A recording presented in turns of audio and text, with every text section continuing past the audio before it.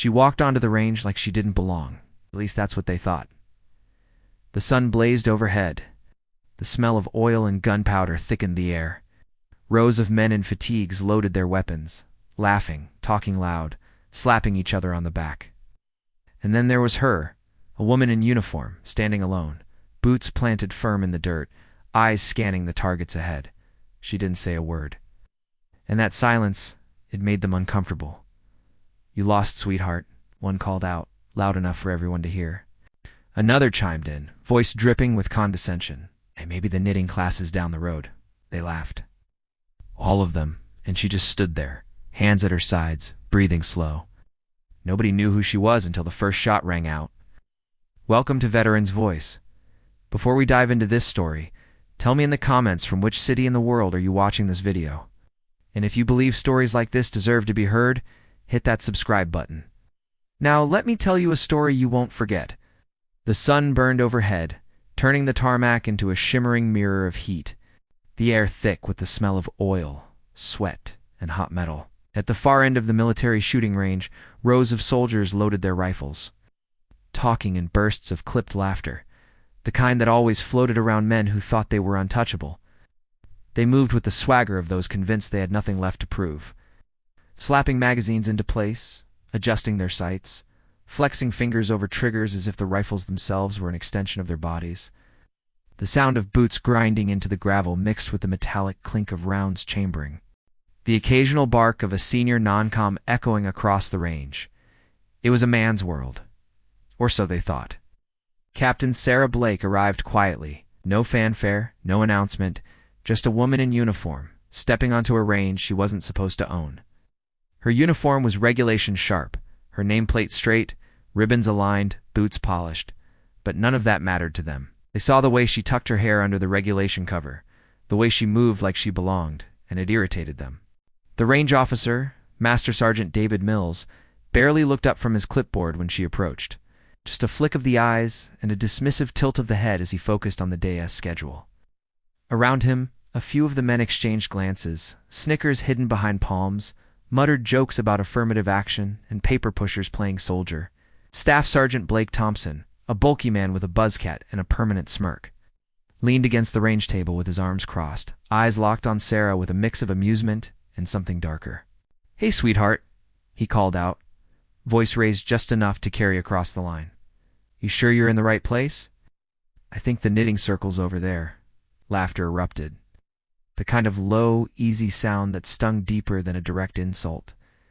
Sarah didn't flinch.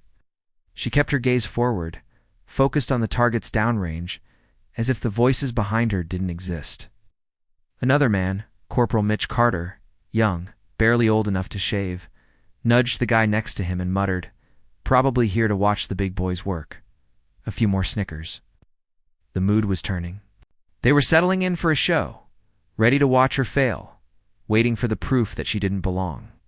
Mills finally looked up, squinting against the glare, his tone flat and dismissive as he barked, "Ma'am, this is a closed drill. Civilians aren't allowed past the line."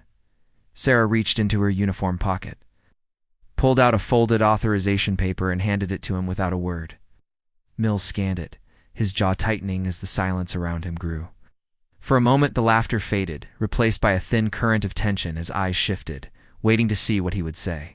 He held the paper like it might bite him, cleared his throat, and muttered, "All right. Captain Blake, you're cleared, but stay out of the way."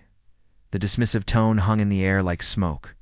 Sarah gave a single nod, stepped past him, and took her place at the end of the line. The men shifted uneasily, a few looking away, a few holding their stares like a challenge.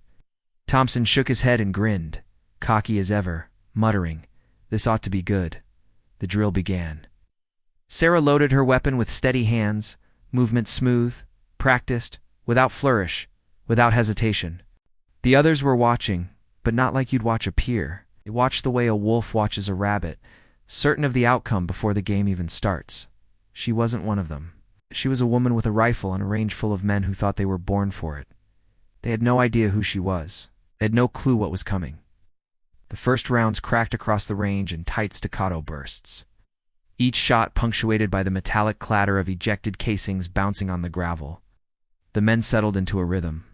Shoulders squared, rifles tucked tight, the noise blending into a kind of symphony of practiced aggression. The targets downrange danced with splinters and dust as bullets tore into them. Nobody paid attention to Sarah at first. Thompson barked instructions down the line, his voice loud, the kind of authority that didn't need to justify itself. Adjust your stance. Watch your breathing. Don't slap the trigger. His words echoed across the range, filling the air between shots.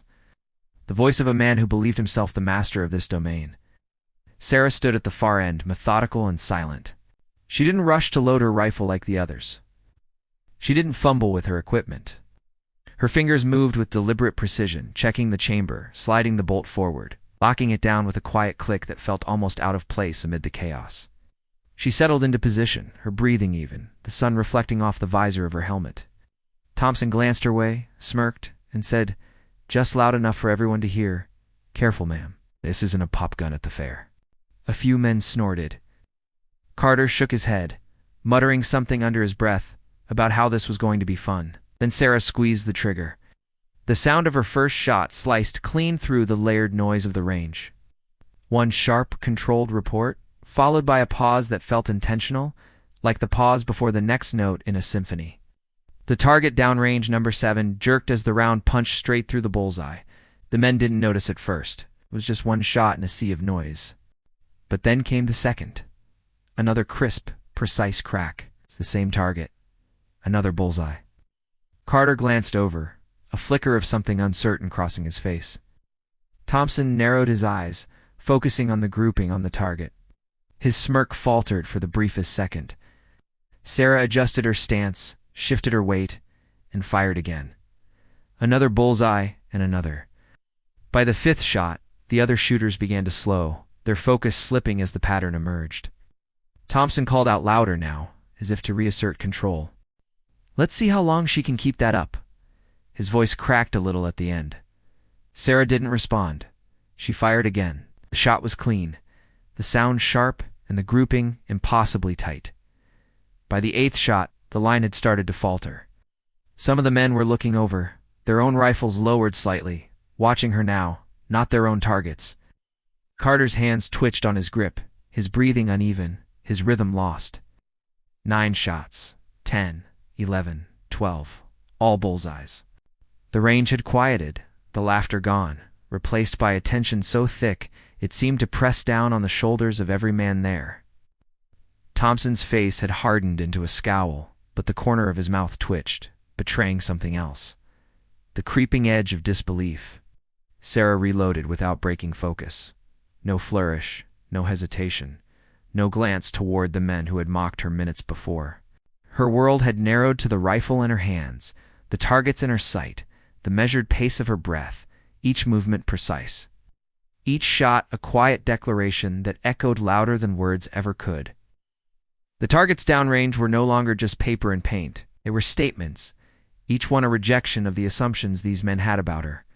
Each one a reminder that skill had no gender, that discipline didn't care for their whispers, that the rifle didn't care if you were a man or a woman, and only cared if you could shoot.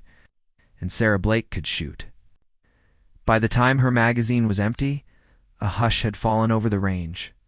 Thompson's arms were crossed tighter now, his jaw set hard, but the sweat on his brow betrayed him.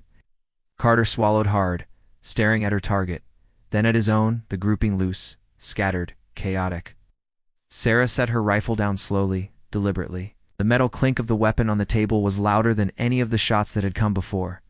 She stood straight, adjusted her cover, and looked down the line. Not with arrogance, not with a smirk, but with a quiet steadiness that said more than any words could. No one spoke. Not yet. 'Cause in the distance, the sound of boots approached, measured, steady, purposeful. The sound of boots on gravel grew louder, steady and deliberate, slicing through the thick silence that had settled over the range. It wasn't a casual walk, the kind that drifted aimlessly through a training field.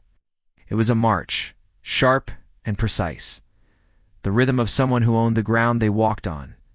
Heads turned as the figure approached, the weight of authority moving with each step. Sarah Blake didn't flinch.